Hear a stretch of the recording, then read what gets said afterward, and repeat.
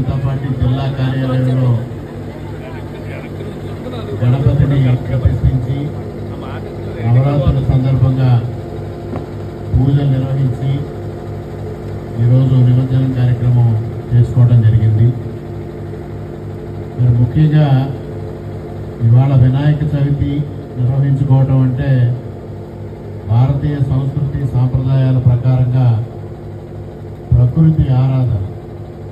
ఎందువల్లంటే మట్టితో విగ్రహాన్ని తయారు చేస్తాం, ఆకులతో ఆరాధిస్తాం, పువ్వులతో పూజిస్తాం, కుడుములు నైవేద్యంగా పెడతాం, చివరన నీటిలో నిమజ్జనం చేస్తాం. అన్ని ప్రకృతికి సంబంధించిన అంశాలే. ఒక విధంగా ఇది ప్రకృతిని ఏ విధంగా మానవుడు ఆరాధించాలి, ప్రకృతిని ఏ విధంగా కాపాడుకోవాలి, పర్యావరణాన్ని ఏ విధంగా పరిరక్షించుకోవాలి అనేది భారతీయ సంస్కృతి ఈ పూజల రూపంలో, ఉత్సవాల రూపంలో మనకు తెలియజెప్పడం జరిగింది. హిందూ సాంప్రదాయంలో ఉన్న అన్ని పూజలు కూడా ప్రకృతి ఆరాధనే. మనం చేసే ప్రతి పూజలోని కూడా ప్రకృతి ఆరాధిస్తున్నాం. మానవుడికి జీవితం ఇచ్చావు, మానవుడు జీవించడానికి ప్రకృతిని ఇచ్చామని భగవంతుడికి కృతజ్ఞత చెప్పడమే మన పూజల యొక్క అంతరార్థం, ఆలోచన. అది వాడ పరిస్థితుల్లో కొంత పక్కదారి పట్టి కోరికల వైపు మళ్ళుతూ ఉంది.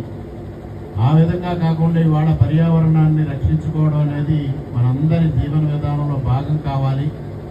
ముఖ్యంగా భారతీయ జనతా పార్టీ ఏదైతే భారతీయ సంస్కృతి సాంప్రదాయాలకు పెద్దపీట వేస్తూ ఉందో మనందరం ఆ దిశగా ప్రజల్ని కార్యోన్ముఖం చేయాల్సిన అవసరం కూడా ఎంతైనా ఉంది. అదేవిధంగా ఈరోజు ఈ విగ్రహ ప్రతిష్ఠ చేసిన తర్వాత, గణపతిని నవరాత్రుల్లో ప్రతిష్ఠ చేసిన తర్వాత మనం ఏదైతే కార్యక్రమం నిర్వహించుకున్నామో సారథ్యం కార్యక్రమం, ఆ సారథ్యం కార్యక్రమం విజయవంతం కావాలని కూడా ఆ వినాయకుడిని మనం ఆరాధించాం.